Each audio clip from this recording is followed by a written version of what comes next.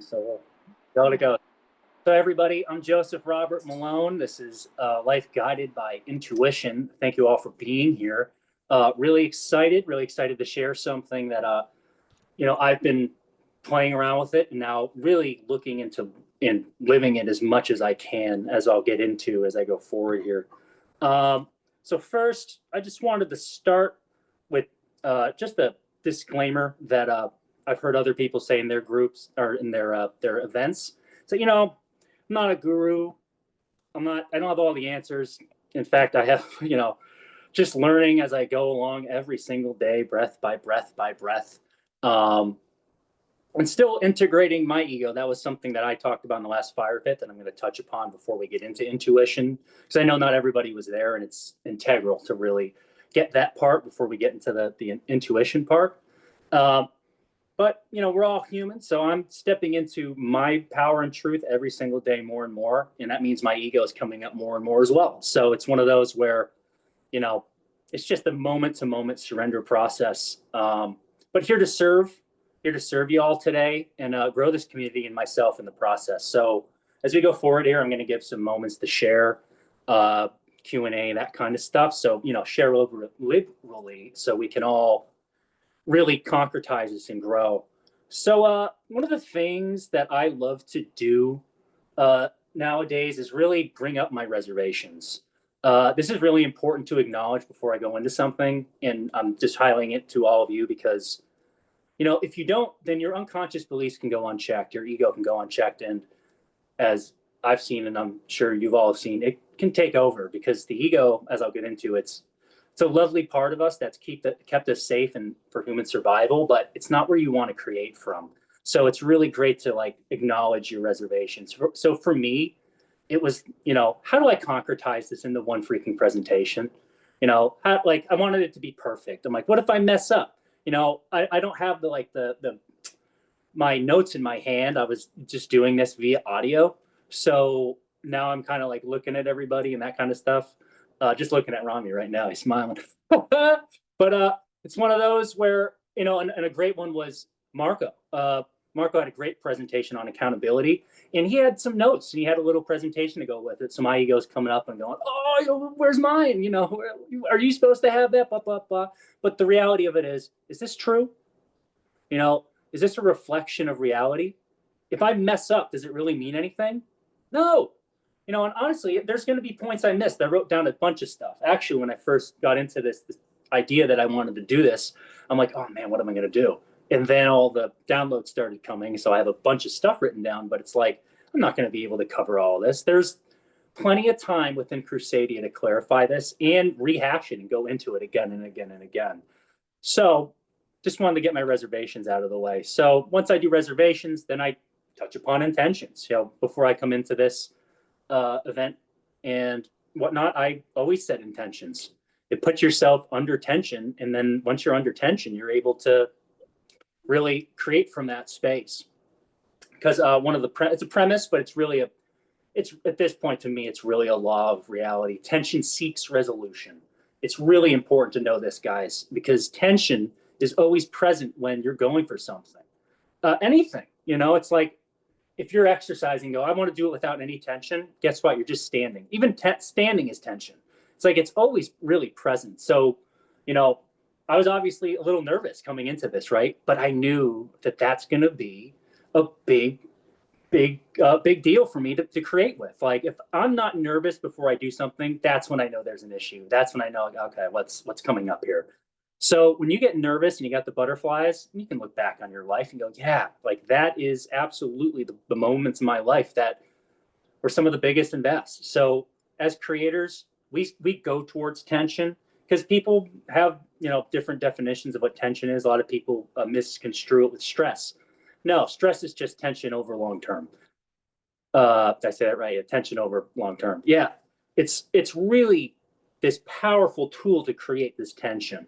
And tension, as far as I'm concerned, for us in our consciousness, comes from the ego. It really is this place that it just brings up a lot and rehashes a lot of the stuff that aren't serving us anymore. And it comes up in a variety of ways. So I have an excerpt from the book Secrets of Natural Success by William Whitecloud, and I just wanted to read it out to you. It's beautiful. So, one premise we have in life is that we're divine spirits having a human existence. Now, we can't technically prove that, but the more and more I play with the premise, and I love premises, by the way, because they're one of those things where you can throw it away if it's a crappy premise. It's like a scientist, like, hey, this doesn't work, let's throw it out. One of my favorite ones to share is that all swimmers imagine that their hands are paddles. Are their hands paddles? No. But if they imagine that they are, they swear by it. They swim faster. Beliefs are something that gets stuck in you. Scientists have proven the same way that you'll get tested by like a mountain lion or like near death is the same feeling as when your beliefs get tested. So when you test someone's beliefs, we've seen it before, they lash out right away. They get reactive. So I look to step out of beliefs and into premises. So I'll start off here. As pure creative spirit, we have to have a vehicle that can get us around in three-dimensional physical reality. Our ego is that vehicle. A common misconception is that ego is some self-centered aspect of the rational mind. In fact, it's our whole earthly vehicle, including our physical, mental, emotional, energetic, or etheric bodies. People often talk about the ego as it's this evil side that we need to eliminate. In truth, as with the subconscious, and he talks about it in the book, and I'll get into that in another time. That's a whole different can of worms. Moral equations don't apply to the ego. Again, it's simply our earthly vehicle.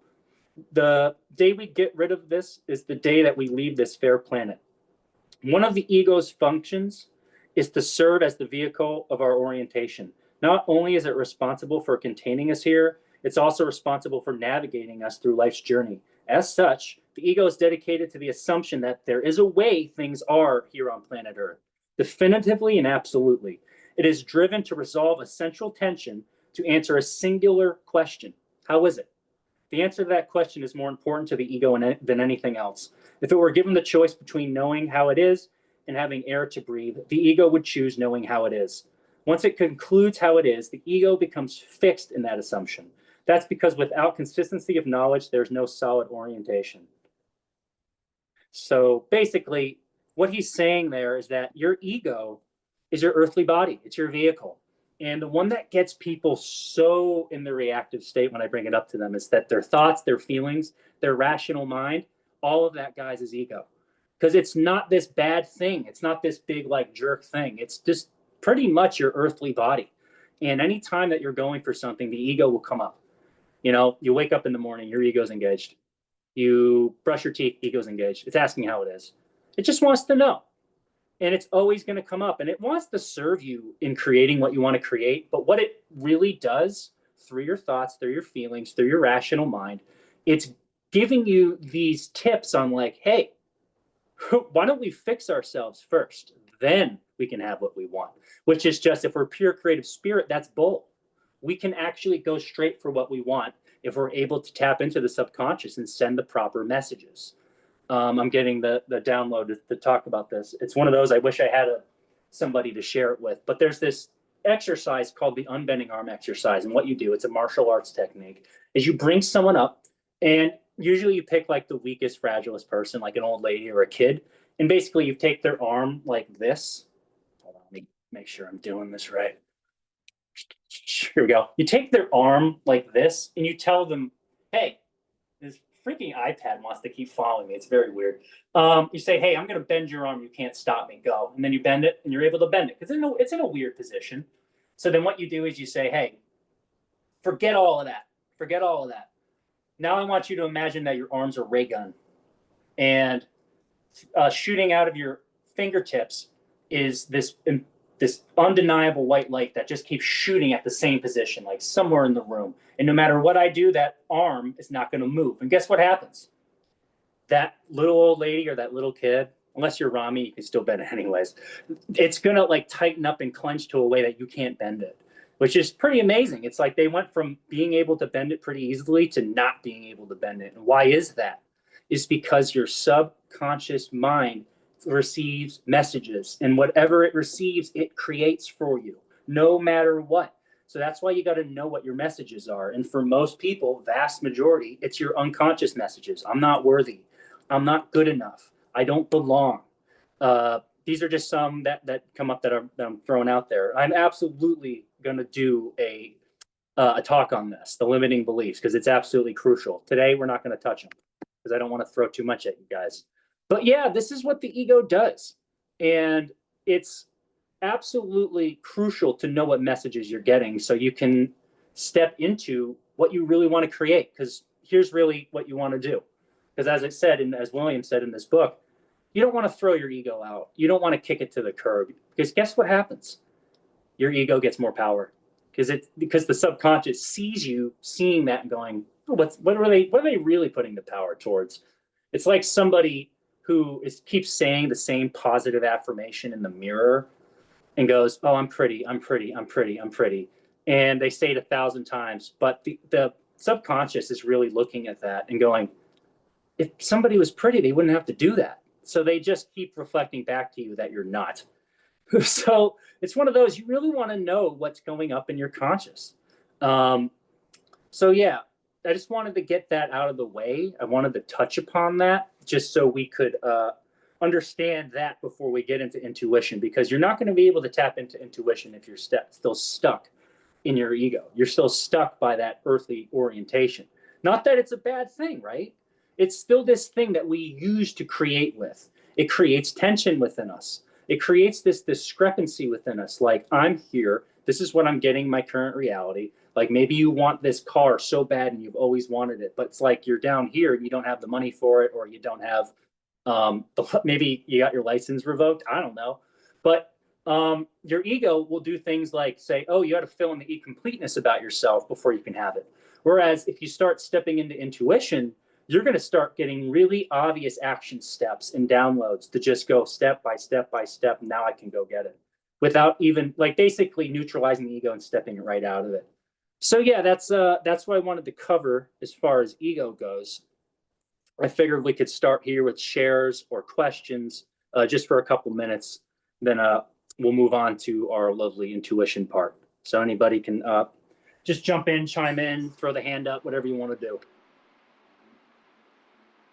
What's landing? I'll go first. Thank you, Daniel. What's going on, buddy?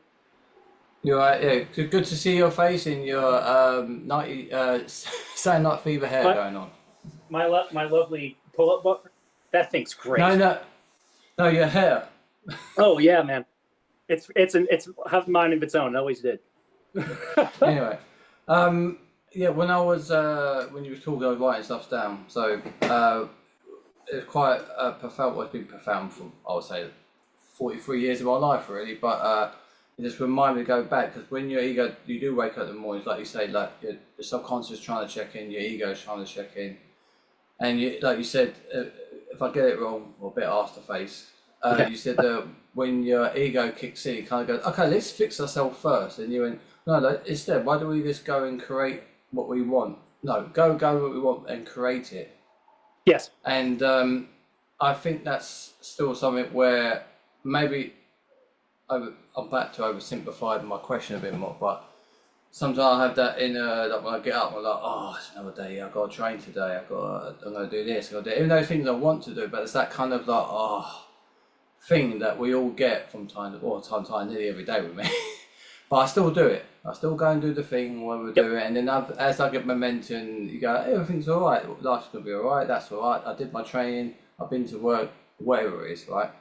But it's, I was wondering when you were saying that, I don't know if it's the, well, it must be the ego, in different forms of like saying you've got to fix yourself first before going to create. And then, but then I was speaking to my mum about this, probably not the best person to speak about this, but not in a bad way, like, you know, she might go over her head a little bit. I said, maybe I was explaining a little bit this ego thing, obviously, because you mentioned it a few times in the example, listening to some of the fireplace chats. And I explained that I'm a bit sick of feeling like this most mornings. Like I said, for example, when I was on holiday, I had no worries about a certain time in my life, but I still felt that little bit of like, oh, today, or this feeling of like not quite content within myself. Oh, where I need to be yet. That probably not what I'm thinking, but that must be what it is in a way. But it's the ego then comes in and goes, okay, when you get back home or when you finish work, you got to work on this to get here. And then for example, that I haven't done it lately. I suppose I'm doing it within Crusadia. I'm working on things, tapping into a bit of self-development, doing the tasks that Romy says, or I want to do it. It's not because he says or the community says, oh, we're going to do this challenge or we're going to do this. Now you've got to do it, and I'm obligated to. I want to do it because it's proved to myself I can do it, and plus it's important to do it. Where am I going with this? So I just find it interesting when you mention something about the ego. It's like where I keep constantly dipping in and out of that sort of when you another thing you kind of said when you stress. You did say this exactly, but you do go into sort of self-fixing mode. Oh, I'm stressed. I need to sort this out before I can do this and do that.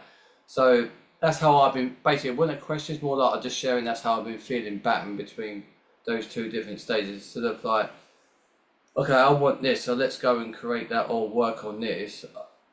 And then you go into the bit of say, okay, don't do that, you've got to fix this first before you can do this thing, right? That's what I was basically, what was I going to say, sorry? Yeah, so obviously, Daniel, you threw a lot at me, but it's all good because there's definitely a lot of good stuff there. What I'm getting is you are going to be able to develop a relationship the more you tap in and really acknowledge where it's coming from. So you'll go, okay, this is clearly like ego. Like this will be this something like you said, it's fixing yourself. I have to go do this. Just like a great common theme of the ego is I'm going to have this stepping stone to get to the thing I really want. Where it's like, no. That's shit vision. You're not going to be able to create too much. Or you might create it, but you're not gonna really like it. You're gonna realize that you never really wanted that thing at the end in the first place. So it's one of those things you will create much more of a dynamic with your ego and your intuition, as I'll get into later. The more that you're conscious and more that you tap into it. I've heard it posed that 95% of our daily lives is unconscious. You're automated more than you can ever imagine. That's basically the point. So the more you can be conscious with this and go, okay, what is my ego telling me? Like, what are these messages coming from my thoughts, feelings, and then they can reflect back into your actions. And basically, when you don't get something that you want, and it's not really like getting the results you want, you can look back and go, okay, what did I create here?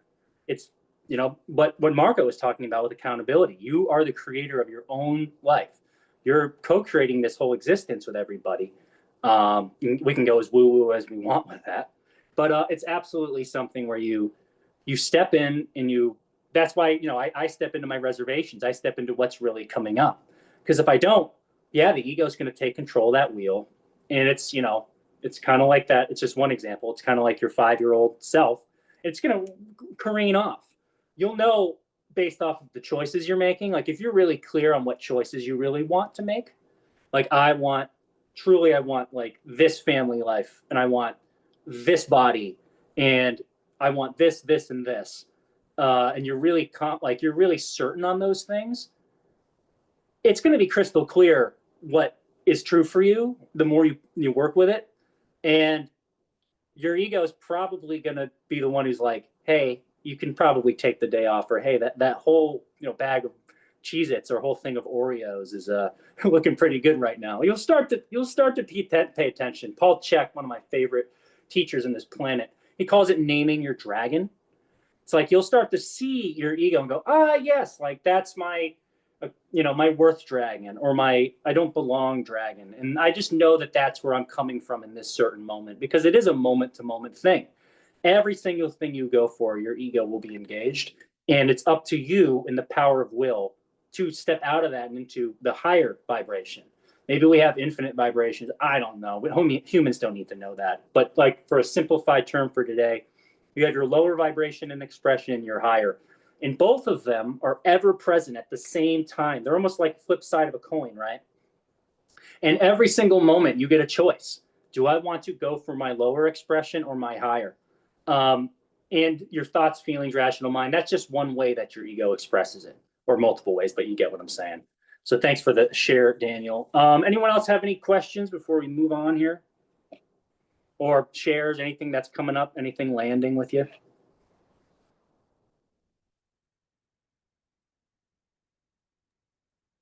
Think we're ready to hear the next part. Yes, sir. Got us on point, dog. All right, here we go. I actually had a break scheduled in, but you know, let's just keep rolling. So let me get down to my little intuitive part. And I just wanted to touch upon this real quick, because I kind of mentioned it, but I didn't express it as fully as I could. Ego plays a huge role in creating, guys. That's where the tension comes from, right? So we integrate that ego into the creating. It's where that tension starts to build and rise within us and say, we're here, we're in this part, low part, and I want to be here, and that's what we can use it. It's the alchemist saying, the alchemist would always talk about turning lead into gold. And most people just interpret that as, real lead into gold. Maybe they did that, maybe they didn't. But I interpret it as your consciousness. I interpret it as your inner alchemy.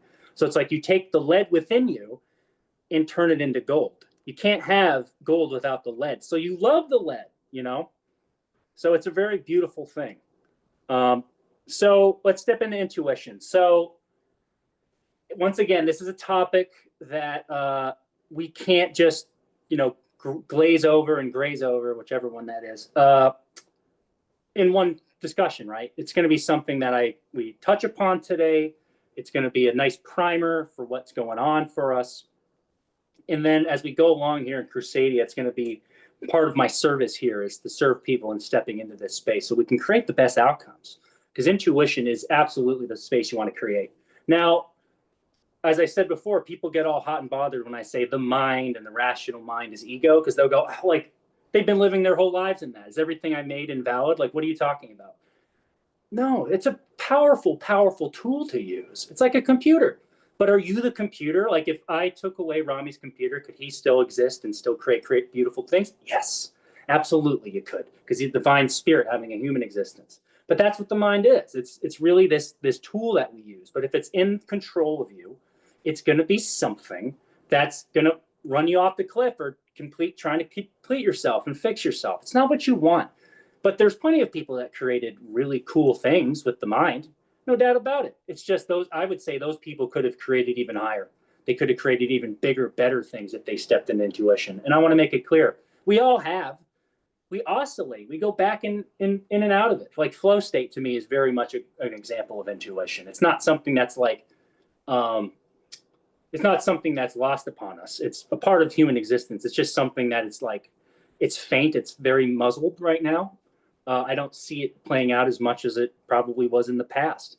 So first example I want to use for intuition, a definition that I've used before is it's what you get before your rational mind kicks in, just simply speaking. It's a lot of times it makes no sense. It just comes through and you don't think anything of it. The rational mind steps in right before you're about to act on it and go, no, let's not do that. But it's this beautiful aspect of you that speaks in symbols. It speaks actually in any way that it wants to speak to you, right? Everybody will be different. That's why I can't give you here's the whole book on intuition and just here's all the answers. It's not going to work that way. It's something that you got to play around with and work with. But I can kind of point at it, and kind of give you some tools and little tidbits that can really serve.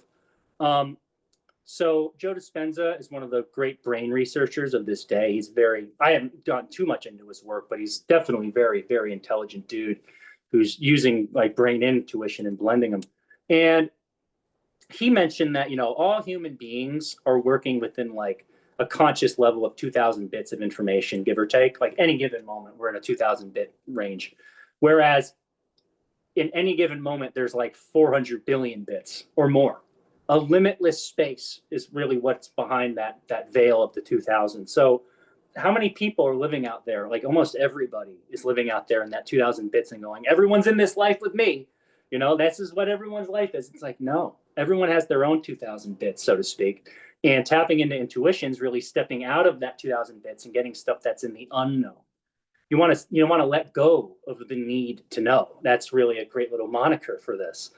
You step out of letting go or needing to know and having to know how it is, because that's all egoic. For Daniel's purposes, it's having to know how it is absolutely a space where you're going to be in your ego, which once again, it's safe, it's comfortable. You might make a 9-to-5 job work and whatever that's boring, normal.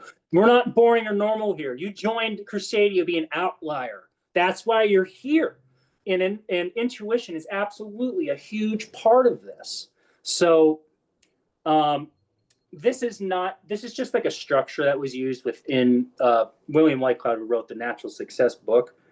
He had a beautiful course that I went through, and I definitely felt tension going through it because I didn't have the money for it, but I still followed through, and just amazing how magic can work and how intuition can really guide you to getting the right amount of money at the right amount of time, the synchronicity of it all.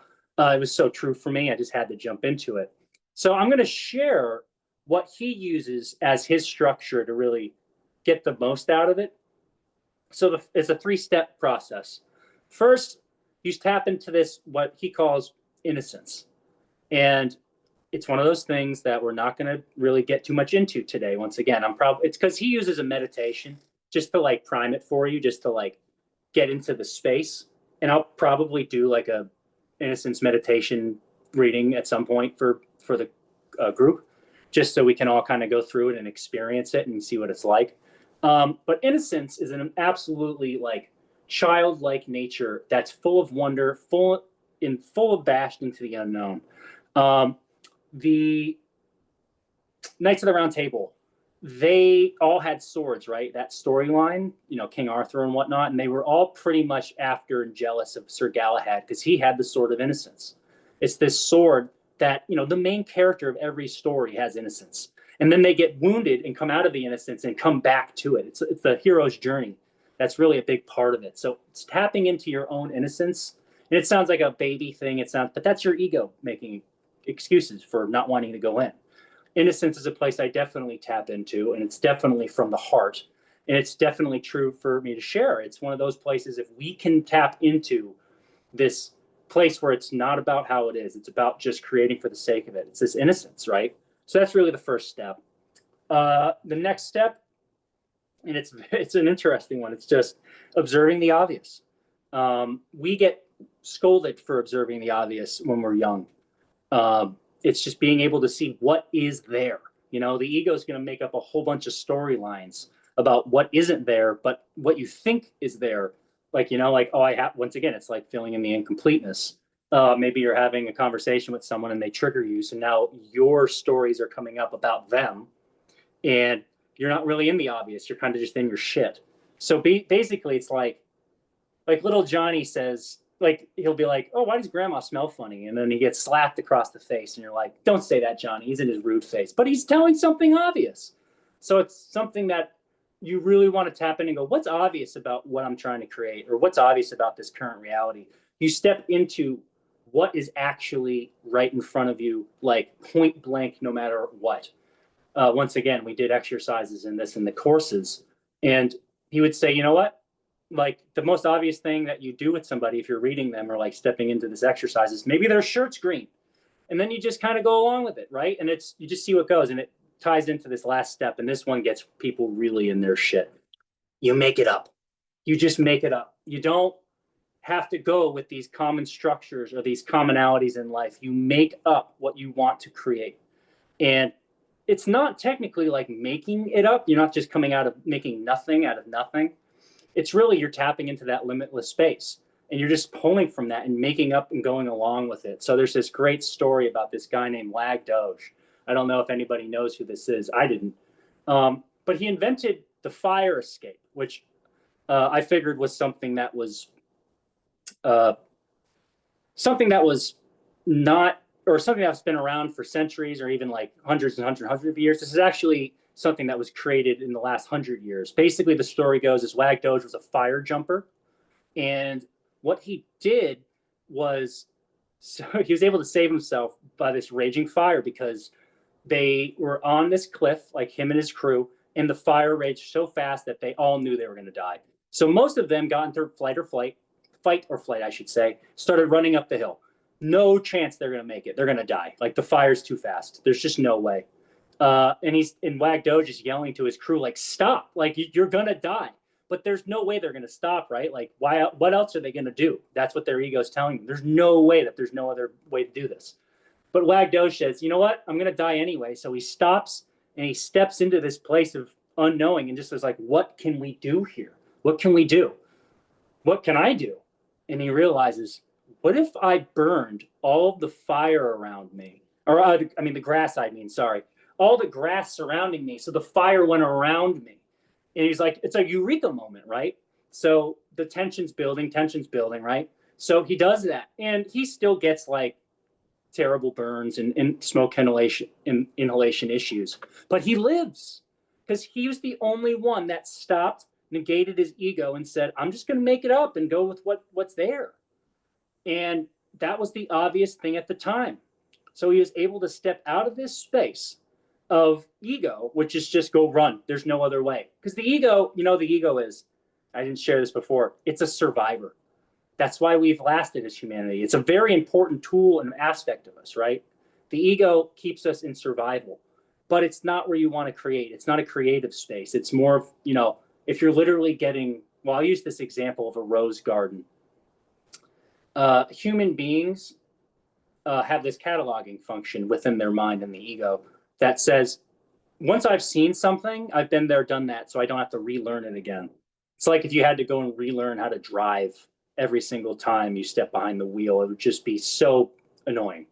So when like an adult goes into a rose garden, they go in and they go, oh, that's a beautiful rose. That smells good, all this and that. But in their mind, they're really like unconsciously saying, you've seen every rose you've ever needed to see. You don't need to engage in this. Whereas if a child who goes in, who's never even seen a rose, like a 4-year-old goes in, their heads literally explode. Holy shit, this is the greatest thing I've ever seen. And that's how kids live. This innocence, they're able to absolutely step into this place where they're just playing and having fun and in the wonder of it all and just going with life and being a part of this. I'm getting the download to share this one. One of the most famous and one of the stories that almost everybody knows from the Bible is Adam and Eve's story. And what I interpret it as such, they're a part of the oneness of all, right? Adam and Eve are a part of they're part of source. They're a part of God. They're part of the birds, the plants, the animals, the trees, the wind, all of that. Then what happens? They bite the apple from the tree of knowledge and they gain knowledge. And what's the first thing they do? They realize that they're naked, get ashamed and embarrassed, and go cover themselves up. And then when they meet up with God again, God's like, you fools, you had it made. You had everything you ever needed in the space that you were in, and you had to go and touch the tree of knowledge, didn't you? That's just great, guys. Now you're stuck with it. And now I'm kicking you out. And it's just, to me, it's saying that human beings know a little too much. Not a huge deal. It's not a bad thing. It's just, when we want to tap into the highest level of creativity we can, we want to tap into the pre-apple. We want to tap into that oneness, tap into that limitless space that, God has really planted for us. Not, once again, knowledge isn't terrible, but it's like when you're only living from that space, you can only create from a limited space. So a couple more examples here. These are stories that I really resonated with. The guy that got me into this work, his name was Kirk Westwood. I listened to him on a podcast, and he blew me away with what he shared in this story. So he's an amazing intuitive guy. He basically works with Navy SEALs, and he does keynote speaking. He's worked with so many different groups of people and walks of life. And he's just very credible. He uses it practically. He uses and shares intuition and goes, this is how we use it to be really effective, on the battle lines. It's cool stuff. But he's talking about this keynote speaking he did once. And it was like a retreat where everybody paid $10,000 for the military, each individual. And they said, hey, you're going to do the unbending arm exercise and show everybody. His thing was called the luck bubble. He's like, oh, yeah. But what he does is he chooses to serve the highest good. I do as well. And I learned it from him. I thank him so much. I have to reach out. It's hard to reach him, though. He's off the grid now. He had a Facebook and stuff, and he's just gone. I don't know what happened, but I'll find him. Anyways, he basically was going in and said, I choose to serve the highest good. And he went up to go on stage, and he got the download to not do his normal spiel at all. He went up there and gave this really somber message about death in the military. And that's what he went with, because that's what he got. And he went with it. He didn't question it. He didn't try to go against it. He said, that's what I'm going with. That's what I got. And everybody was pissed at him. They're like, dude, everybody hated your freaking, your keynote. These people paid $10,000 each to come here. You fucked up, man. And he's like looking at his intuition. He's like, oh, like, why did you tell me to do that? Why would I have done that? Like, this sucks. He's in that space. And then about a week later, he gets a call from a guy.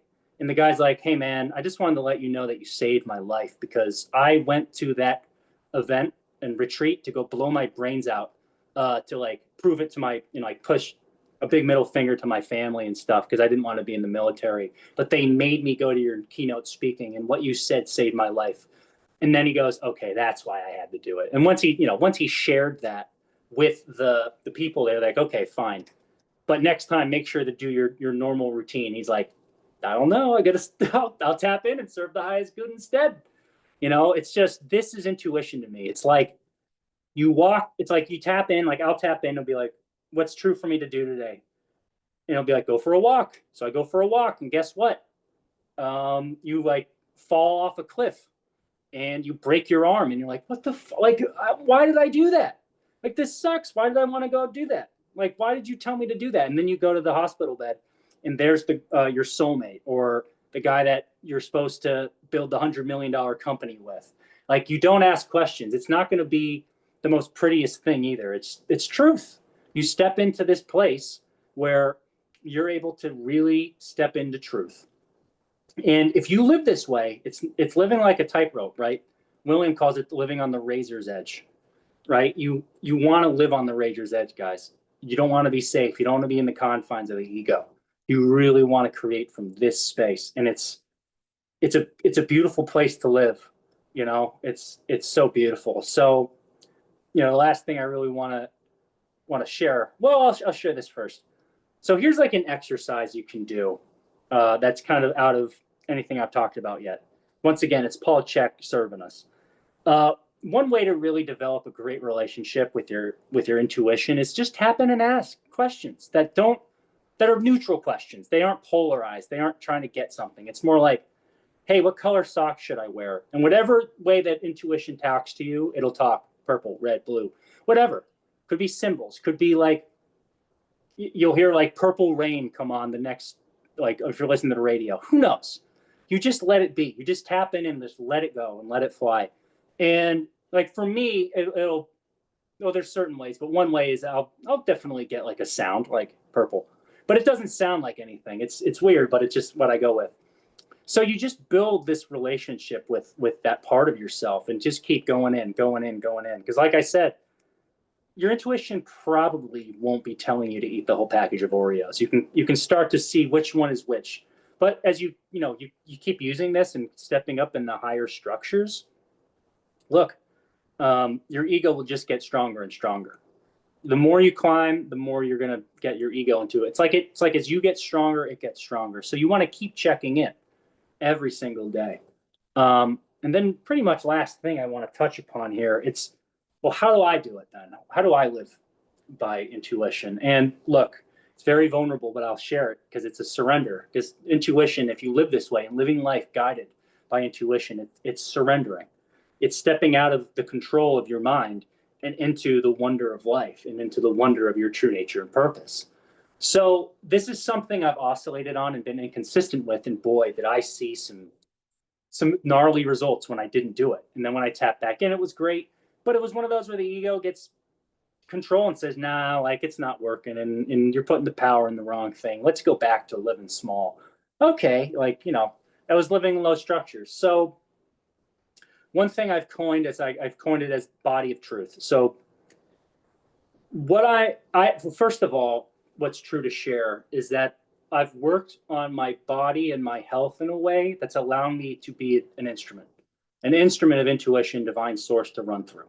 And it's funny because I'll like, anytime I drink or anytime I step into something poor for choice, it's like, it's hazy. But when I'm really living healthfully, it's very crystal clear.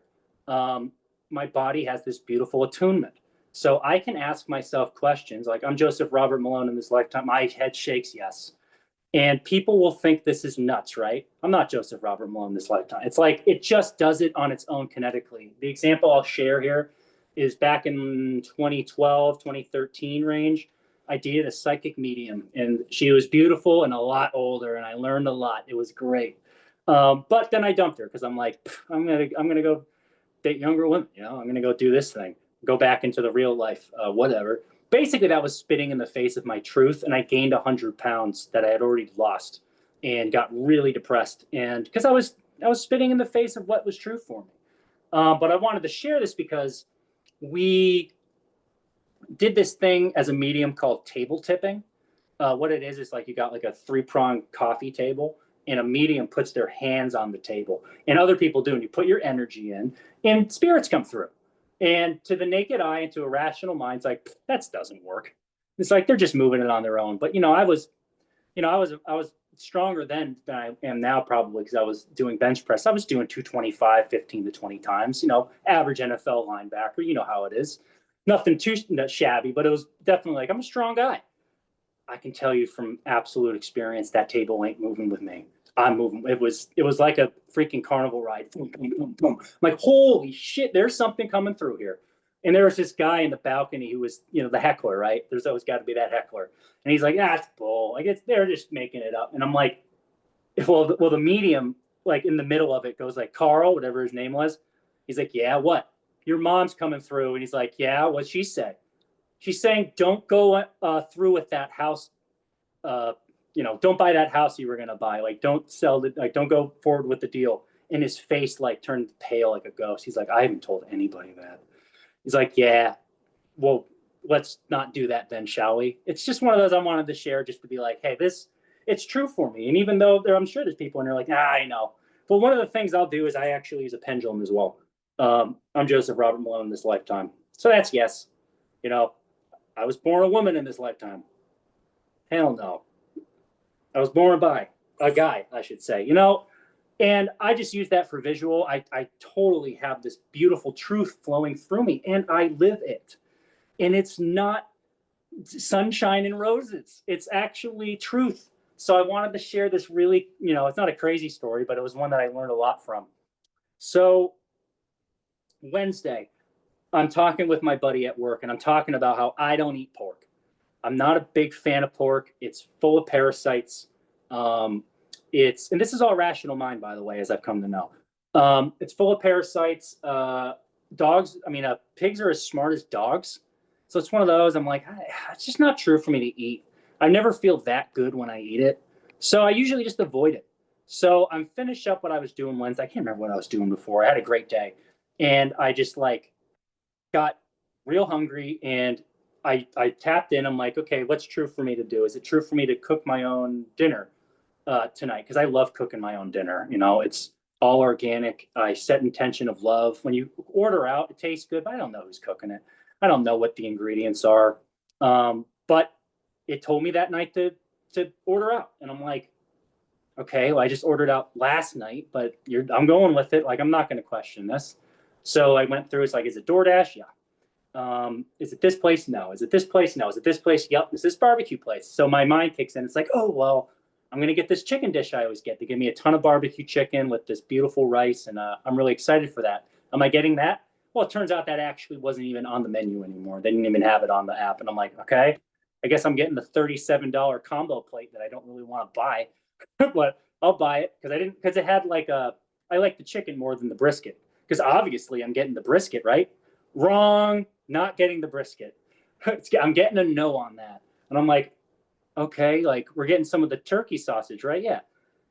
But there's 3 options for protein. I'm like, are we getting 3 turkeys? No. I'm like, no. Oh, we're getting pork? Like, oh, are you kidding me? I just said. And I'm like, all the reservations came up, right? Like, is this body of truth thing really true? Like, am I just making this shit up? Like, should I give this up? All of my reservations came up. And then because I've been living in a higher structure, I was able to see it. I observed it. I acknowledged it and said, these are my reservations. This is my ego trying to kick me out. I have to get pork tonight. I just have to. It's just true for me. And that's what I'm getting. So I got 2 orders of pork ribs.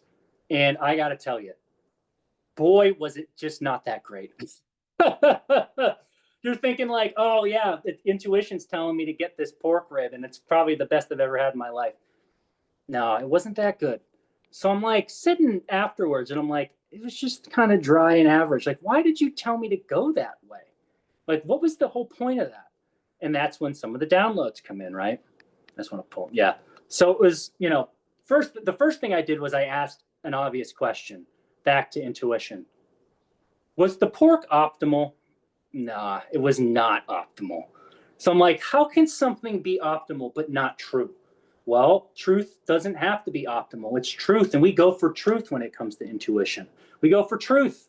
So what really came up was, a couple of things. One, it was to share. I got a story to share on intuition now that will last forever. Because guys, look, that pork, I was not feeling good the next day. I was having headaches and all this kind of crap. But I'll take the hit for one day of health in regards to getting some great revelations. It also highlighted trust and surrender. Like, let go, just follow it. This is going to guide you. Even if I break my arm, even if I do something that gets me what I figure, like from my rational mind, is off the track. No, no, no, no, no. It's going to be just follow it, just go with it. And then another thing was, is that day, the next day, my ego came out. I've been so high ever since I joined Crusadia, like just in this high vibration and really, really just in my power and element. And that was the first day I really like crashed down.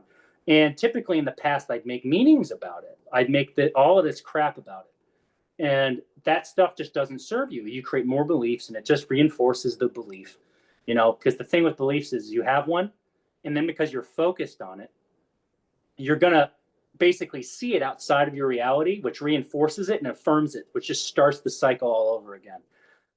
Instead, though, because I'm living in a higher structure now, I realize it's not a bad thing to be in my ego. It's just another time for me to observe and adjust for next time because I'm breaking out of old patterns. Does that mean I'm going to eat pork going forward? Honestly, I don't know. I'm going to tap in. If I have to eat pork again and that's what I get, that's what I'm going to get because I'm surrendering to this, guys. I'm absolutely surrendering to this. I'm allowing it all to be there. I'm allowing myself to Wait, be hold guided by on. intuition. So basically, that's basically it. That's all I wanted to cover here today. Just wanted to cover a couple of stories, cover what intuition actually can be for you. Like I said, it's something that you have to step into yourself. If you have to know yourself and know what your intuition's saying. There's no guidebook on this. There's only some guidance that you can get, but it's one of those that you have to go and tap in. So maybe you start asking these questions and you feel like an upward trajectory or a downward. It doesn't matter. You don't need to know at this point in time. It's just about understanding, hey, you have two sides to yourself. Bottom line, you have a lower expression and a higher expression. Which one do you want to live in, guys? Which one do you want to live in? Because it's your choice. Every single moment of every single day. And here's the key, or one key at least. Even if you drop in your lower expression, it doesn't mean anything. It's just another place to learn. It's the pain teacher. We've all been there. We all get punched in the face sometimes. Like I said, I went into work with my ego out a little bit. No big deal. The next day, I was able to adjust and really step in and had a great day. For a mundane job, still a great day. I'm really tapped in. So that's what I got, guys. Thank you. Want to open the floor for some shares, Q&As. And the last one here is, if there's something even deeper you want to ask, I'm always of service. The DMs are open, guys. I don't know how quickly I can get to them, but it's one of those where it's going to be true for me. I typically ask, like, is it true to talk to this person yet? Or yes. And the results have been great, guys. That's what I'll say. The results have been great as I've been living that way. So thank you for listening and your service. I truly appreciate it. It's been a pleasure getting to express this kind of stuff I've just been sitting on for years, and I'm ready to expand on it and grow with it, and especially in this community. So thank you. Joseph, Yes. thank you first off very much for sharing. I know that I appreciated hearing your perspective, and I'm sure all the other guys can echo that as well. I wanted to touch on one point that you made in reference to the Bible. You mentioned the Adam and Eve story and just your relationship with ego and just the knowledge that you've kind of garnered on it. In the Bible, they also talk about the ego being very self-facing and very focused on the self, as that being one of the main character traits of the ego. And it seems that a lot of your perspective on that is also focused on the inner workings of the human self and the intuition, to whereas the opposition of the ego in the Bible is also going to be very focused on the service of others and the actions that you can take, focus on the service of others and the things that need to be done from an outward facing perspective rather than inward facing perspective. That's going to oppose the ego itself. So can you touch on that a little bit? Yeah. So what's coming up for me to share is this idea of like, when you go for your true nature and purpose, there are some people that will look at it from that rational perspective and go, aren't you just serving yourself? Like, don't you just want to go and do this thing just for you, for the sake of it, sort of thing? But when you're coming at it from a place of open-heartedness, like if we're going to use the Bible, like the Christ consciousness, that Christ open-heartedness come from the heart, it's going to serve everybody because it's basically naturally innocent. So yes, the ego is this self-facing thing, but it also doesn't have to be. It's also like somebody's ego could, let's say they have worth issues. Somebody says, I'm not worthy. Like that's where their bottom line core belief is. Their ego is going to say thoughts and feelings that come up and go build this hospital, go serve this soup kitchen. But those people are over time going to realize that they kind of resent doing that because it's not true for them. They'll go, because they're coming from it at a place of their incompleteness, which just kind of kept digging in the dagger of incompleteness. So you really want to acknowledge and observe what your beliefs are and what the ego is telling you so you can step out of it and step into what's really true for you to do. And that's going to really serve humanity. Even at times, if it looks like you're just serving yourself, so to speak. Like there's a lot of people in here that it's absolute, and most of them in Crusadia, that you're building your own body up. You're putting like your own investment back into you. Like I've definitely had family members that their beliefs are rooted in safety and security. And they're like, you have to save money. You got to save money. You got to save money or you're just not going to prosper in life. And I'm like, yeah, but this current reality is I just don't make enough to really want to save. I want to invest back into me so I can serve and expand and grow. So yes, it can be, it's like the ego works in so many different ways. It works in so many different avenues of your life. It's basically everybody's mode of operation. It's your earthly vehicle. So if you're able to observe all of that and step out of it, you're going to be living your true nature and purpose. And that's going to really be able to serve a lot of people, a ton of people. It's a really beautiful place to live. And even if you're just vibing at that vibration, if you want to go into like quantum physics and spirituality and how they mesh together, even just you, like they'll say those kind of people, they'll sit on a park bench and then other people will come and ask for your opinions on stuff and ask for your service. And then you'll be able to serve, you know? It's actually kind of funny. Like I've been in this space where I've been in that spot and then the people come back. Cause like when I'm intuition, I'm flowing, I'm talking. Like if you ask me to like redo this whole entire presentation, it wouldn't come out the same way at all. Cause I'm just been in flow. I chose that. So someone might come back to me and go, oh man, remember that time you like served me here? Thank you so much for your service. And I'd just be like, hey, you're welcome. I don't remember what I said. Just wanted to share that. Does that answer it? Or at least touch upon it? A little bit, yeah. I think that we probably have some opposing beliefs as it relates to this, but I think it's the great Yes. Crusadia. I'm very much in the camp of that. You talked about intuition driving action, and I think that that's 100% correct. But then you also referenced the fact that sometimes the intuition is incorrect, and you shouldn't be doing that, and someone not feeling full or fulfilled by that, and someone being incomplete. And I'm in the firm of mind that everybody is complete. Yes. Yeah, I guess maybe I Sorry, couldn't. go ahead. Well, I could have said it a little better. No, your intuition's always true, but it will seem like the wrong thing. It'll be like, why did I eat that pork? Why did Kirk Westwood tell that story that ended up saving that guy's life? So yeah, at some levels, like your ego is going to come in and go, why did you do that thing? So no, none of it's incorrect coming from that space. And honestly, there's really nothing incorrect coming from the egoic space. It's all serving you and serving the highest good. So it's one of those where you just keep playing around with it and you keep observing all of this, observing reality, observing yourself and knowing yourself. It's like when you get wounded and you go into that pain state, you go into that lower vibration, it's serving you so you can step back in and rebound back into the higher if you choose to do so. And if you don't, you'll just keep circling down, circling down, circling down. And then you'll just keep getting worse and worse and worse off. Some people get cancer. Some people just get, whatever comes up for them. But it's all serving them to get back to that level of the quote unquote, the Christ consciousness. It's all serving you in that way.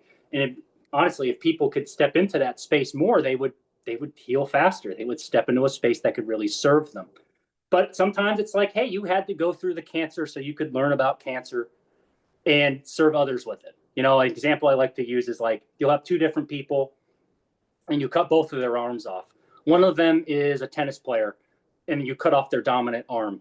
And it's like they're going to be devastated. They're going to have all these reservations come up like my life's ruined. I can't play the sport I love anymore. When in reality, they could absolutely still play. They have another arm.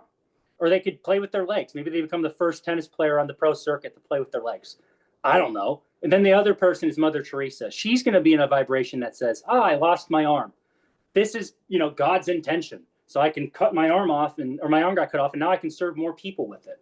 That's actually why I really appreciate the super high religious people because they have this ability to be like, well, God has a plan for this. Whereas an atheist might, and I'm not hating on atheists, but they might just go, they don't have any outlet to give up some of these inconveniences or their arm cut off to. They just have to sit with it, and they're the people that typically start to circle the drain a little more than others would, if that makes sense. Yeah, I appreciate that. Thank you. I'd be curious to hear what other people think as well. But yeah, thank you again. Appreciate it. Yep. So what do we got, guys? Anybody have any serious questions? How are we doing, Joseph? Hey, Alex, nice to see you again. Hey, bro.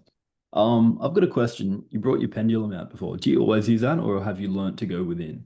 So it's a great question because I certainly had reservations and I stopped using it for a long time because I thought I was putting the power into it. And I said, I don't, it's like, I don't need this. I don't have to use it, that sort of thing. But over the last couple of weeks and couple of months, I've stepped back in because I've found that it's true for me.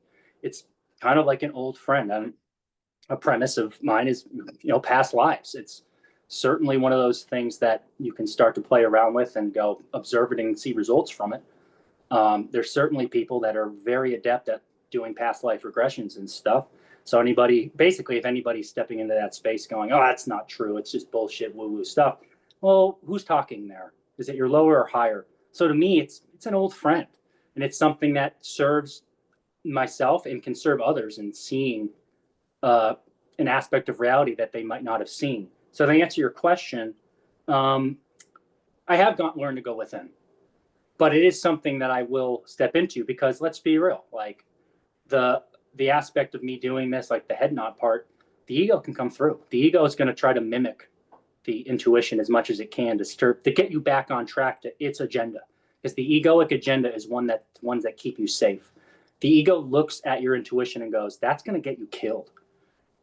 It's very literal in how it looks at things. It's like the example I used in other fire pits is like you're in the desert and there's no cliffs around to speak of, but it's going to keep bringing up like, watch out for the cliff, watch out for the cliff. And you're like, okay, I see you, but it's all unconscious. It's not like you're coming up with this in your conscious mind. That'd be insane. It basically dredges up thoughts and feelings that direct you and guide you to being safe and playing safe and living from a safe space. So there have been times over the last couple of weeks, I'm like, who's really talking there? So the pendulum is more of a attunement tool that can serve me in seeing it a little bit more visually. Yeah, cool. I remember I came across one probably about a decade ago and I used it and I was like, holy shit. Like the things, like I could see that it was working. And I didn't really go too deep with it because this was before I got into my like kind of self-development spiritual era. But I believe that. I fully believe in the power of that. And my next question is, does it work with pretty much anything with a bit of weight to the bottom, or do you need to buy something specific? I'm sure there's spiritualists would tell you need a special tool. I can make a shoestring spin. Yeah, I can make Yeah, whatever. right. It doesn't matter. But I have Yeah, one that I literally just like forged unconsciously. I didn't think of doing it. My friend just gave me this one, and I just took something at work and just bolted it open. And so it's like this chain.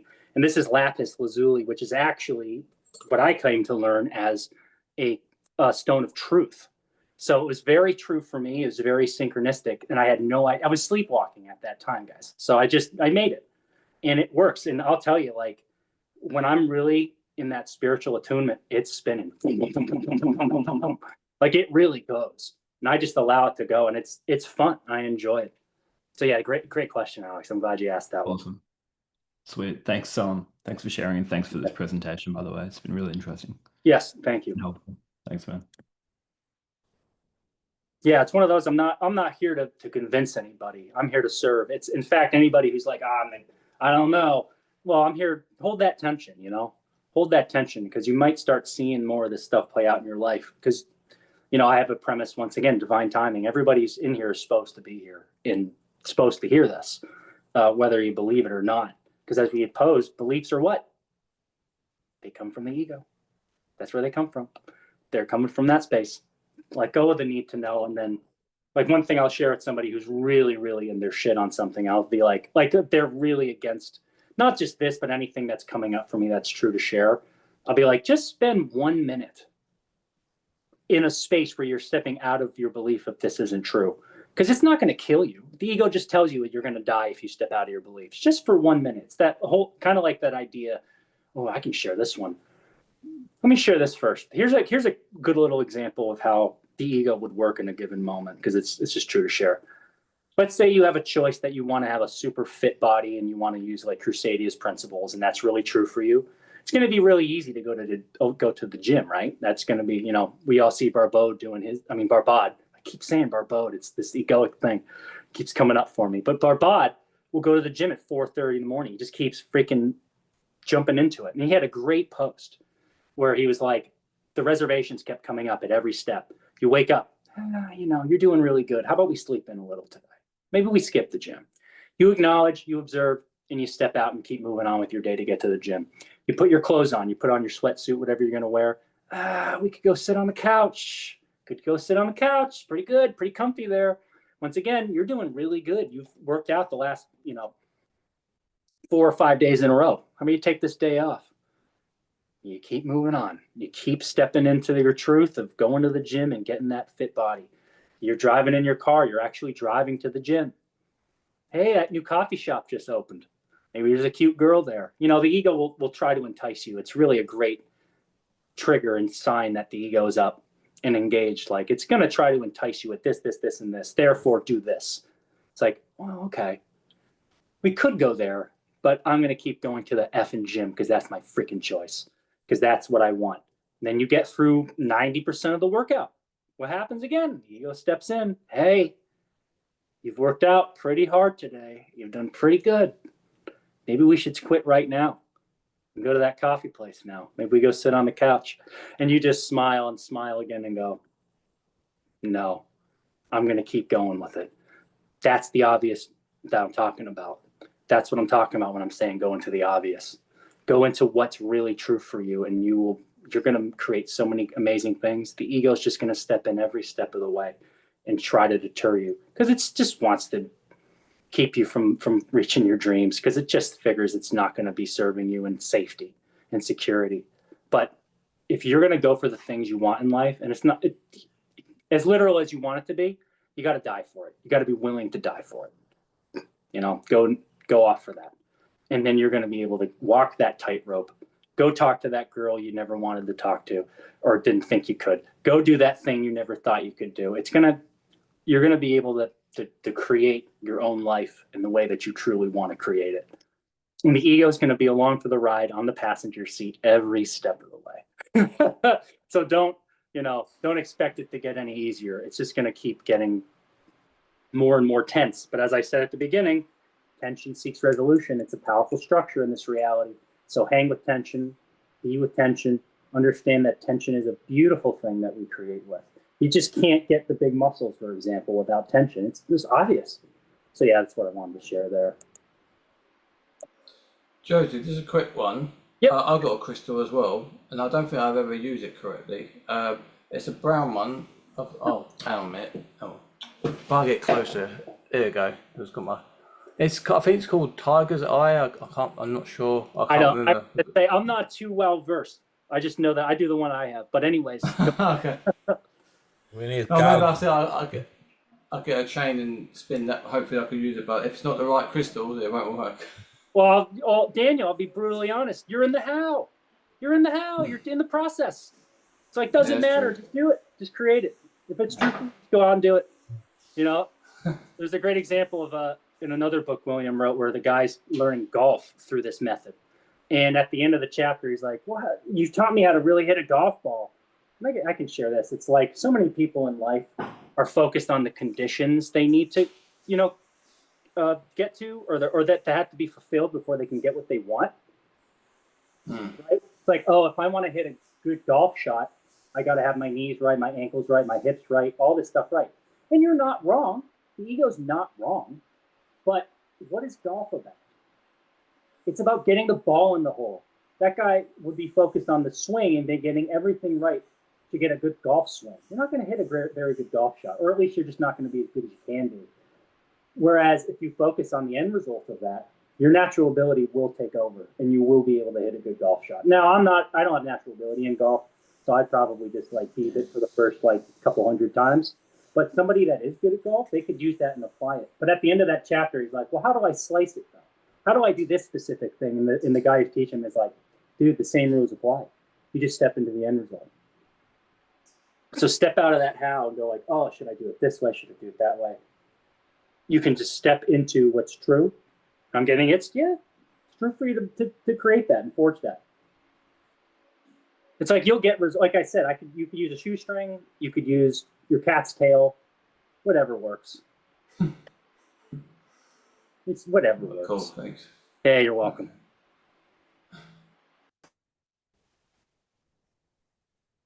Yeah, I wanted to say hi, man. Hey, what's going It's on, nice man? to connect your face to the voice, man. Yes, sir. Finally. Yeah, I had like 3 or 4 major synchronicities and laughters listening to your talk. Love You it. know, I was just thinking about Joe Dispenza. I wanted to mention you, Bruce Lipton as well. Yep. But then again, you started talking about the pendulum, and I made a little sketch of the pendulum. You can open it in the chat. Oh, yeah. Let me go check that out right now. Yeah, and it's kind of how I figured out my life, because I had phases of, you know, staying for too long periods of time in mediocrity, then again going to magic, you Yeah. know, and realizing what magic is, and then I figured the best way is just swing on it, you know, and enjoy both worlds. And you can take magic into the ordinary, then you can take the ordinary into Ordinary. magic. Yes. And Yes. if you Yes. stick Yes. in anyone for too long in magic, you go crazy. I mean, you can go crazy by yourself, but it's hard to function within society. If you go Yes. into the ordinary for too long, your spirit kind of goes down and dies. So yeah, and another reference I really loved, you talked about seeing things as a kid for the first time. And then I remember the book. It's written by James Cook, you know, the famous traveler and explorer, and it's about the primordial man, even pre-Homo sapiens. And so every night he has to go to the water to drink, you know. Yep. And then one night he remembers that he can use a coconut to carry the water into his cave, you know, and he's all Yep. happy and all proud of himself. And you know what happens? He forgets. The next day he forgets. So how many times he had to go by, you know, for them to learn, Yeah. yeah, to make it. But yeah, I don't know why, but yeah, I had like that was my instant. Well, on that one, it's so Yes. true. It's like we did need, like, to evolve as a human race, we did need that function to be able to, like, say, hey, we've been there, done that. But that goes only so far. It's a limited mode of operation. And you bring up a great point on you can't just live in magic all the time. You got to, it's like then you'll just be trying to levitate in a cave and, like, maybe you get there, like, maybe you get there. But it's, you want to bring it back and be tangible, because it's like there's going to be people that they're just not going to get it. So you have to be able, like you said, you bring the magic to ordinary to magic. It's actually a great way to express it. So thank you for that. Appreciate it, yeah. And one to share is, you know, the alchemists have a great, they're amazing people, amazing teachers, amazing wisdom. They talk about taking the fixed, making it volatile, and then fixing again. And what they're saying is you take something, you can take anything in this reality, and it's a fixed mode or a fixed structure. you can make it volatile. You throw it into limitless potential. And now it's this thing that's, you can imagine it any way you want. It could be like a quantum thing that's arc reactor that's going off crazy. And then you refix it and bring it back to society. Okay. And now it's analysis and synthesis, sort of. yeah, right? now it's something that's tangible. It's like, so for example, a great alchemist would be Steve Jobs. You had this fixed structure. You had like cellular devices, you had music devices, and you had the computer that had the internet. Those were all fixed. He went volatile with them into his consciousness, into his his higher self, that limitless potential, and brought back something fixed, which was the iPhone, and it changed society forever. Right? That's what that's really talking about. So you go from the fixed to the volatile back to the fixed again. I will do a event on alchemy's Negredo, Albedo, Rubedo. Don't ask me to explain it right now, but it really harps on, it's like you go from the masculine to the feminine, which is the intuition, back to the masculine again. You bring it back to society to share with us, share with the world, share with others. It's been touched upon here. It's the whole service part of this. Human beings, like a huge part of us, is here to serve. That's why, like, this coming from the heart, coming from this space, coming from the intuitive nature, you can call it whatever you want. It's service.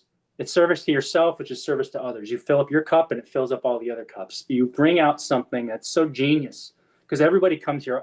It's my premise is that we all come here to have, our genius shine. We're divine spirits having a human experience. Another premise that I see great results from. And that really brings out the best in all of humanity.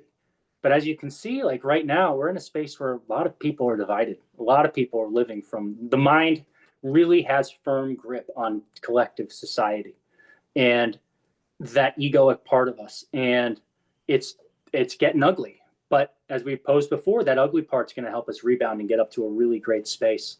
And it starts with, gentlemen like us that are willing to walk that tightrope and step into spaces of the unknown, step into spaces that truly create the best outcomes, not just for us, but for everybody involved. And that is just, it's what I'm here to do. It's what I'm here to serve with. You know what I mean? That's what I'm here to do. In my own way, I do. Yeah, and I agree. Yes. Yeah, and I appreciate your lesson. So yeah, thank you. Yes, thank you. We'll be sharing many more, I hope. Yeah. Yes, sir. Like I said, DMs are always open. Of course, we can go far, but yeah, I've had a long day and I'm gonna end it with this and sleep on it.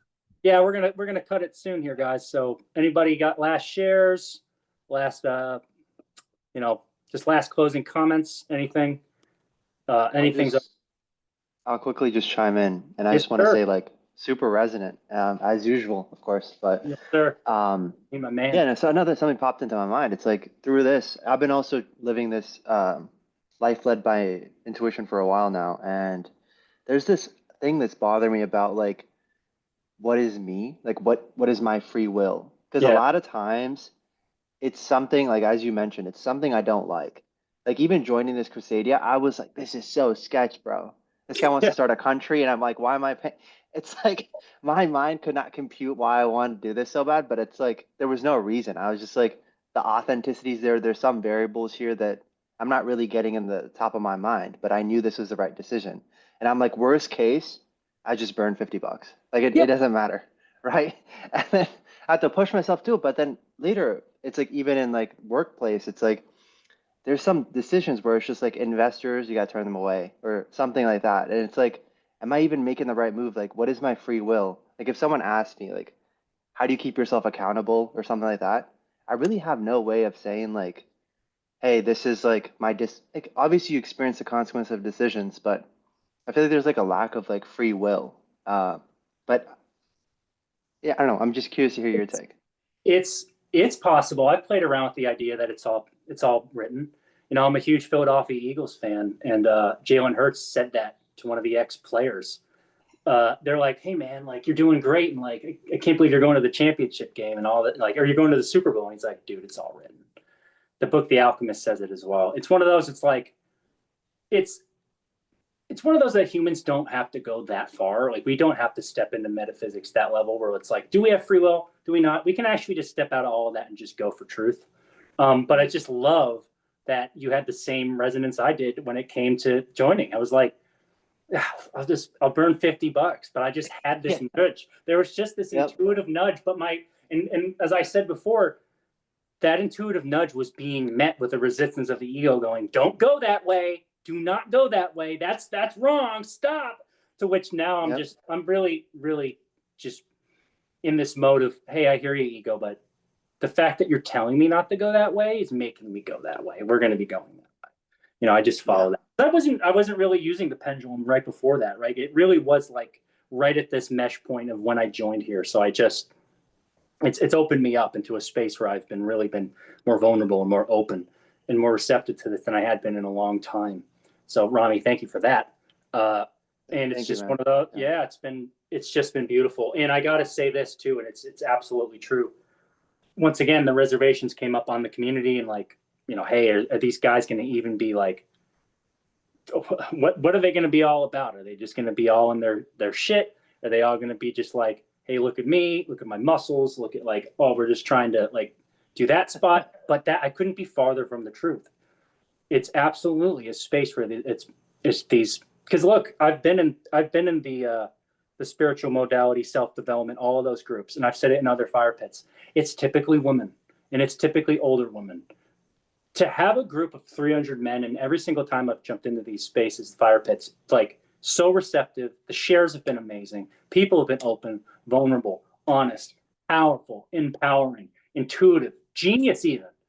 Just been mind blown and heart opening for me to see the group that is being built and the intentions that are being set for this to really turn into something special and something powerful. So I used to host some of the trainings, not the training, some of the Zoom groups. You'd go in to break into groups. And I would always start with, especially week one, I'd be like, hey, congratulations on following the true nature, your true nature and purpose. Because most people within those kind of groups, their ego gets them to quit before. Like there's probably, what do we have, 365? How many people are in the group right now? There's probably at least 1,000 other guys, if not more, that didn't follow their true nature and join Crusadia, right? They got they let their ego take the wheel and jerk them off and go, nah, like I don't need it. That's not true for me. Like they just kind of went that way. Maybe it was true for them to not join. I just know it was true for me to join here, and I followed through on it because it's what I do now. I follow through on truth, and I know you guys did too. I'd said it in the 30-day yesterday. Like I do see a lot of the same faces here so far, and those are the people that are really invested and really passionate and really, it's true for you to be here. I'll put it that way. And I also want to just one last comment is if you hadn't spoken about like when you first came in, you did a fireplace. And if you hadn't done that, dude, I would have never opened up this side to the group because it's like, you're right. Everywhere I go and I see this, it's older woman, usually white, and they have like this inner circle group. It's like, dude, I thought there was this event that was really interesting. I went, it was this old lady's apartment, and it was just like a group, and I was like the only guy. I'm like, fuck, like, what am I doing here? Yeah, So, you so feel so out of place. But I got to thank Rami for that one because he messaged me out of nowhere. I'm sure he did for everybody, but he gave me an opportunity to like share. And he's like, dude, you got to come into this fireplace. I wouldn't have come into the fireplace. I wouldn't have kept going. So you can just tell. And I said this in the other one. And Rami, I'm looking at you right now. You have this like natural ability of strength. It's so true for you. And it's like an absolute empowering part of your nature, not just strength and physical, but mental, emotional, spiritual. It's just part of your natural ability. And what happens when you have something that like that, you imprint it onto something, right? So you imprinted strength in general onto this Crusadia country. And that's what's resonating with the people. So the people that it's true for and that are strong, they're coming in. They might not be as strong as they're supposed to be now, but they follow their true calling and they're stepping in. And the people that's not true for, they'll fall off. And you'll have this absolutely empowered group of guys that it's true for that they'll just be ready, focused, locked in, and keep creating, keep building, guys. Yeah, first off, I want to say I really appreciate you taking the time to do this. In addition, understand everybody. Joseph took the bull by the horns, right? This is clearly something he was super passionate about. And so you understand how I think about things. My job isn't to just throw people wherever. It's where I see there's a natural talent, but more importantly, the spirit is aligned.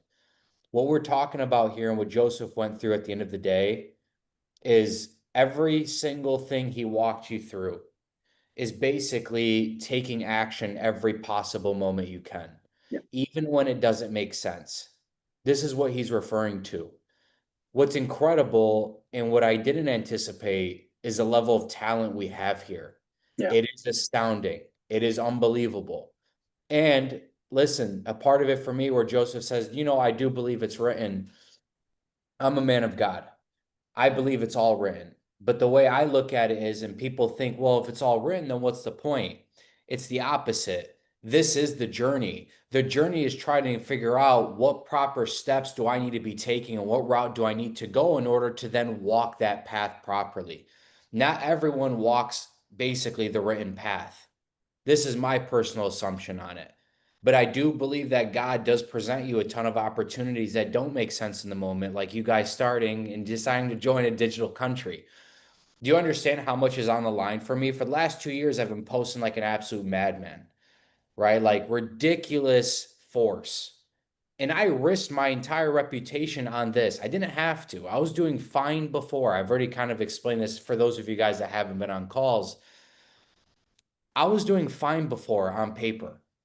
There was something nudging me that said, this is what you actually should be doing. It's not like it was airdropped or it was like digital country, but it was basically saying, I know I have so many special people here because I answer every single DM, because I am boots on the ground with everything that I do, that I'm listening.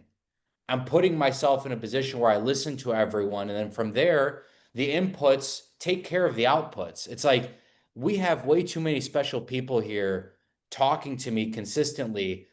These are talented people. And for me not to have a low ticket community, and that's why I made it $50, is because I knew what was going to happen. I'm going to go to a digital country. You can't charge a lot for that. And even then, I wouldn't want to. Like, my point is if the first guys coming in here, you guys are going to be the leaders.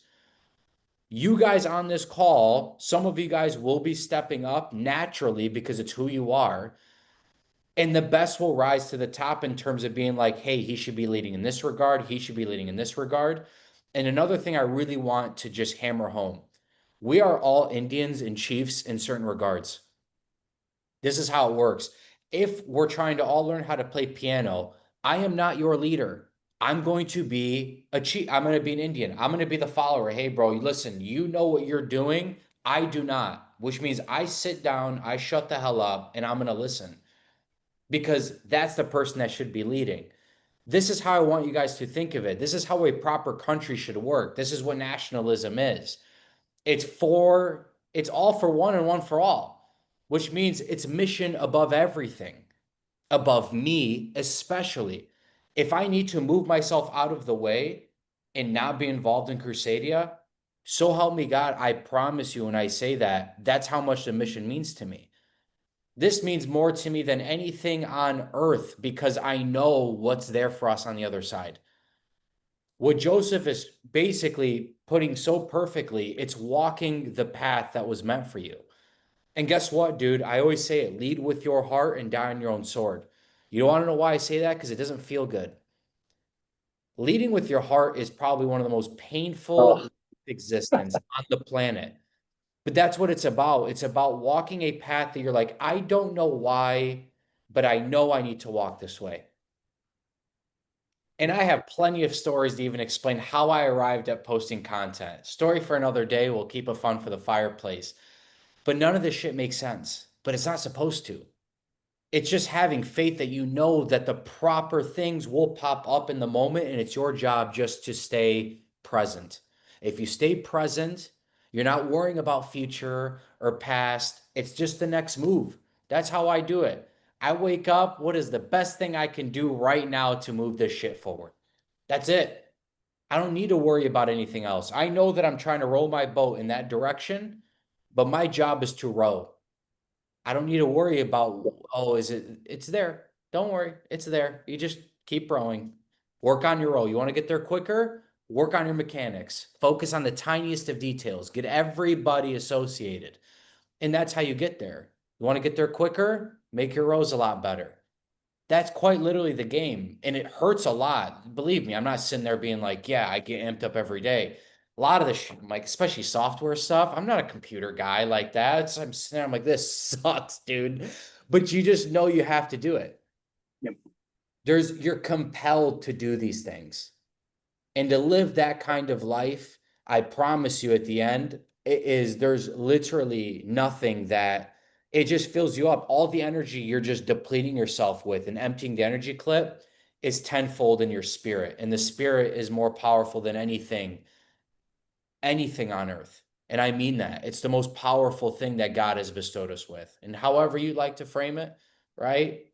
You know, some people like to word it in different ways, but the point is this thing right over here, contrary to popular belief, this is the masculine muscle, not this. This is just logic. You use logic, you're smart. Everyone here is smart enough. Let's make that clear. Like everyone here is very intelligent. That's not the issue. The issue is now leading with this and trusting that this will just present you the right things where you just kind of pick up on stuff neurologically. But sorry, I know a little bit long-winded, Joseph, but I just really wanted to hammer that home because you nailed it today.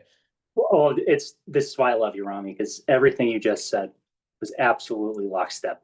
It was absolutely like that's the message, boys and gentlemen, I should say, really, gentlemen, boys and innocents, but gentlemen is that's what we are because it's all true. It's the heart, baby. I'll give you a silly Joseph example. It's like let's say I'm doing my because he's so true, and it's like it's not going to be all sunshine and roses. That's the easy path. That's the easy path. Walking that tightrope, it's gonna freaking scare the living daylights out of you at every single step. If you're really living that true nature and purpose, but that's your calling. That's what, as he says, is God is calling you to do. So my silly example is, let's just say hypothetically, I'm living my true nature and purpose. Oh, guess what? Dua Lipa just saw me at the grocery store, and she's like, "Wow, I want to go out with you. You want to come out on a date?" And I check in. No, sorry, Dua Lipa, it's not true. And she'd be like, what? What are you talking about? As much as I want to effing go out with you, in the mind, my heart's telling me it's not true. And I have to say no, at least at this moment in time.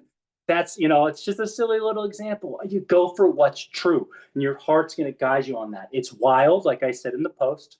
It's a wild life. But the fact is that your mind cannot perceive the absolute wild, amazing things for you.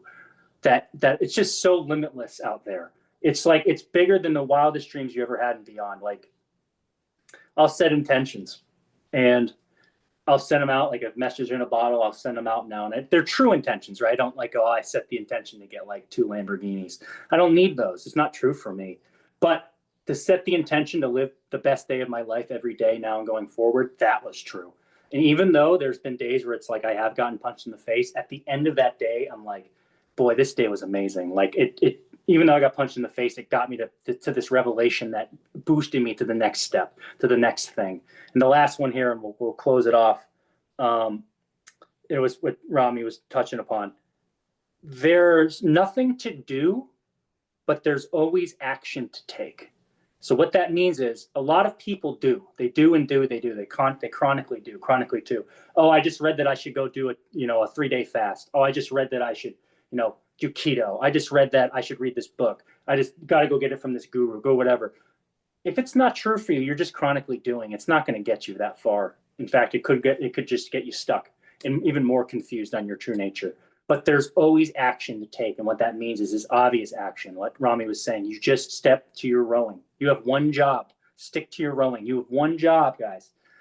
Live your true nature and purpose. That's it. It's not to fix anybody. It's not to create that course to go fix a bunch of people and save humanity. You go and live your true nature and purpose. And by the action of that, everything else is gravy. Then you'll say, like, that could just save humanity. It might not. An example I like to use is like you'll have 2 bands, and they both want to create like the next big album. right? So one band, they're actually focused on, at bottom line, of getting all the glitz, the glamour, the richness. Oh, I want to be the next Taylor Swift and get the movie deals and the celebrity football boyfriend and all that kind of stuff. So then when they go to write the album, guess what? It's garbage because they weren't focused on it for the sake of creating that album. But that other band, they really just wanted to create the album for the sake of it, for the joy of it, to bring it out into existence and make it alive. That creation has a really strong potential, if they have the natural ability, and it's true for them, to really pop and then really sing to the hearts of the nation. Then you get all the glitz, the glamour, and the fame and stuff. It's like the cherry on top of living your true nature and purpose. You don't focus on something to get a stepping stone to the thing you think you want. You focus every single day, like he said, like Rami said, what do you want to create in this moment right now? And sometimes I had this idea, like, you know what I'll do is like, you know, it was writing the post for this event. My intention was I had it was my birthday the day before, and I was like, oh, tomorrow I'm gonna like I want to wake up, you know, get to that first, get that, you know, really lock in and get that done. Then I can empty the energy clip and go about my day and do my thing. I woke up, tapped in. It's like, am I doing it? No. I did something else, and I'm like, all right, I'm just gonna go with it. And it turned out that I ended up writing it like right before I went to bed, like time crunch sort of thing. But that was true for me, and it came out. I really loved how it came out. So you just allow yourself to be guided. You take in the surrender. You go with the faith part. You just surrender to this faith that you are living that way, and you're living in your truth, and you'll be amazed on where it takes you. You'll be absolutely amazed. You just can't imagine it right now. And we have powerful imaginations. It's just so much bigger than that. So with that said, thank you, everybody. This has been a pleasure. I'm really excited what we can, what we're going to keep creating here. Really enjoyed the shares. Share liberally, guys. That one kind of gets out of my vocab there. Within the group, you know, share all of this. You know, share what's landing. You know, just keep connecting. And once again, you don't want to just connect just for saying I connected. Do it for what it's true for you. Step in. But what I'm getting is a lot of people in here, it's true to lock in and really do your thing within Crusadia and then start really creating the life you'd love to live.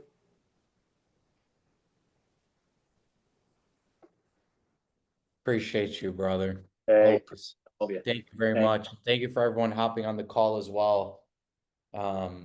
But you know, we're not going to do it small. So whenever you see a live call, we always try to obviously put the headline, and that way we make sure it's something that, you know, you might want to hop into. But most of these calls end up getting into extremely interesting topics. I mean, we have, like I said, you couldn't have predicted the type of people we have here, all extremely talented, all within different regards. What I will say is it's extremely clear how this is all going to play out to me, and it's extremely exciting. You guys are here at the ground level, and what I will say is, you know, I like how Joseph said it, you know, I'm willing to die for it. And there's just very few people that genuinely have that look in their eye where they're like, oh, I'm willing, like I'm fully willing to just lay everything out and I will die for this. You know, it's a different type of mentality when you're going into it, but it also feels extremely like holistic in itself. It's just good fuel, you know, but it's also just because of you guys. And I mean that, like, this is the tribe that you can't really talk about certain stuff in your real life with, you know, it's difficult. You can't really talk to the normal folk about certain things. And I think that's what kind of brought us all together is there's just, there was that thing. And that was what I was hoping. That was my job to try to deliver and being like, I just need to make sure that the right people come. Because if that happens, everything else takes care of itself, you know? If I wanted to, you know, there's 10 different ways to go about doing this. But I'm just happy that regardless, whatever instinct came my way has done that in tenfold, man. And now it's just you guys, man. That's everything that I think about. It's everything that I kind of gear towards and create, just geared towards having you guys walk a path that's just very natural to you in a way that is with one another, with your tribe, and taking advantage of the internet to do so. You know, we are all in different spots on earth. and we're no longer confined to our local environment. You know, we might as well take advantage of the internet in a way that, you know, we can leverage versus it leveraging us. So thank you. Thank you. And thus, a digital country was born. Thank you. And I'm seeing everybody's comments here. Thank you so much, everyone. I'm just glad it resonated and glad you were here. And let's create some magic, baby. Let's create some magic. All right, let's close it up. Close up. Take it easy, boys. Take it easy. You have a beautiful rest of your night where everybody is.